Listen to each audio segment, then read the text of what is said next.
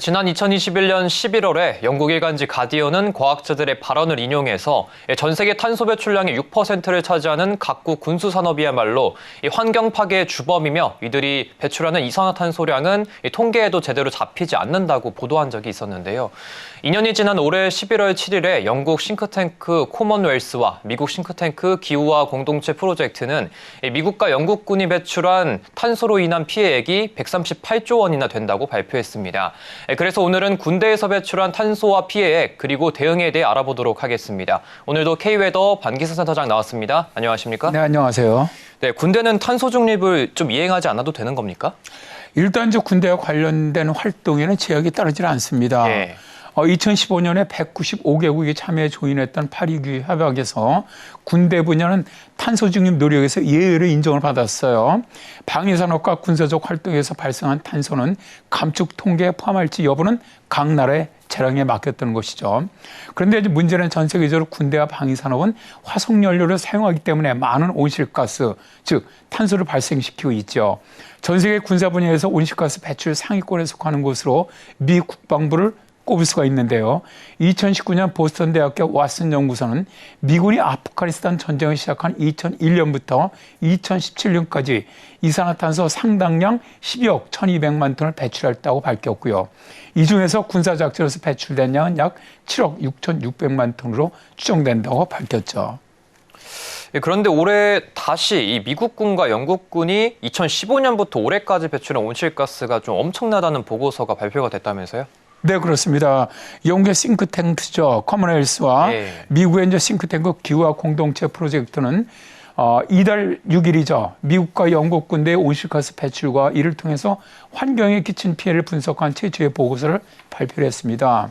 이들의 연구 배경 설명에서 미군과 영국군이 역사적으로 석유라든가 화석연료에 기반한 경제를 창출하고 확대하면서 보호해왔기 때문에 이들의 기후위기 영향은 현재의 화석연료 사용에 그치지 않는다라고 말했죠. 보고서에서는 지구기온 상승을 1.5도 이내로 억제하기로 합의한 2015년의 파리협정 이후 두 나라 군대가 배출한 온실가스는 탄소로 환산할 때 약 4억 4천만 톤에 이른다고 했는데요. 이 정도의 탄소량은 2022년에 영국 전체가 배출한 온실가스 배출량보다도 많은 겁니다. 특히 미군은 세계 단일관 가운데 가장 많은 온실가스를 배출하는 조직이라면서 나라로 친다면 전 세계에서 47번째 국가 수준이라고 합니다. 영국군의 경우 작년부터 1년 동안 배출한 온실가스량이 313만 톤 수준으로 인구 9,500만 명인 아프리카의 콩고민주공화국보다도 더 많은 온실가스를 배출했다고 하죠. 이렇게 미군과 영국군이 배출한 탄소로 인해서 이 파괴된 환경 피해가 엄청날 것으로 보이는데요. 일단 보고서에서는 두 나라 군대가 어떻게 보면 온실가스 배출로 인해서 환경에 끼친 피해가 엄청나다. 그래서 만일 보상을 해야 한다면 미군은 최소한 약 138조 2천억 원, 영국군은 6조 5천억 원 정도가 될 것이라고 추산했습니다. 예. 이들은 피해액의 규모는 그야말로 최소치에 지나지 않는다고 말하고 있는데요. 보고서에서는 군대 온실가스 배출이 분쟁 지역이 많아서 발생한 것이 아니라고 말합니다. 2001년부터 2018년까지 미국이 배출한 온실가스 중에서 주요 분쟁 지역 내 군사작전에 따른 배출분은 전체의 3분의 1에 지나지 않는다고 말하는 거죠. 오히려 군대를 세계 곳곳에 주둔을 시키고 유지하는 데서 발생하는 온실가스가 훨씬 많다는 건데요. 미군은 세계 750개 기지에 58만 5천 곳의 군시설을 유지하고 있습니다. 이 말씀 들어보니까 이 지구의 기후위기에 대응하기 위해서라도 이 군대에서 배출되는 온실가스를 좀 줄이려는 노력이 필요할 것 같은데 군에서는 어떤 대응이 나오지 않고 있나요? 일단 군대는 그 특성상 탄소 중립을 위해서 예를 들어 나무를 심는다든가 재생에너지에 투자할 수 있다든가 혹은 탄소 배출권 거래제 등을 활용하기는 현실적으로 어렵죠. 예. 따라서 탄소 배출을 줄이는 방법이어야만 하는데요. 그래서 미군 같은 경우 전차라든가 함정 그리고 비행기를 움직이기 위해 막대한 양의 이산화탄소가 배출되기 때문에 이것을 줄이려는 노력을 지금 시작을 하고 있습니다.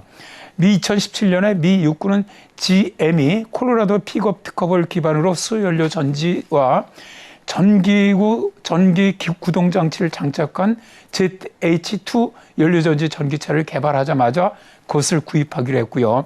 미 공군도 항공기들이 많은 연료를 소모하고 있는데요.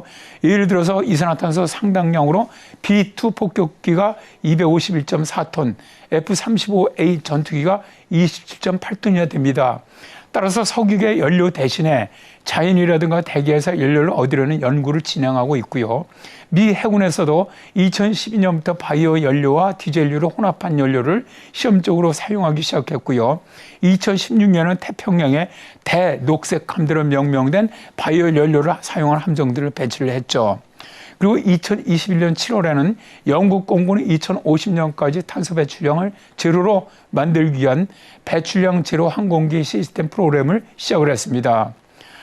이제 우리 군에서도 탄소를 줄이려는 노력은 시작되었는데요. 우리 해군의 KSS-2 선원일급 잠수함과 KSS-3 도산 안창호급 잠수함에 수소연료 전지를 탑재를 했는데요. 하지만 수소연료 전지를 사용한 공기 불필요 추진 시스템에는 보조적인 수단일 뿐이라고 합니다. 그래서 2021년 5월 방위사업청은 국내 업체 두산 모빌리티에이션과 군에서 시범 운영할 수소파워텍 드론 구매 계약을 체결했는데요. 구매할 무인기는 수연료 전지를 사용을 해서 소음이라든가 진동이 적어서 정찰용으로 적합할 것으로 예상되며 앞으로 군용 차량에도 수소연료 전지를 적용하려고 계획하고 있다고 합니다. 네, 오늘 말씀 잘 들었습니다. 고맙습니다. 네, 감사합니다.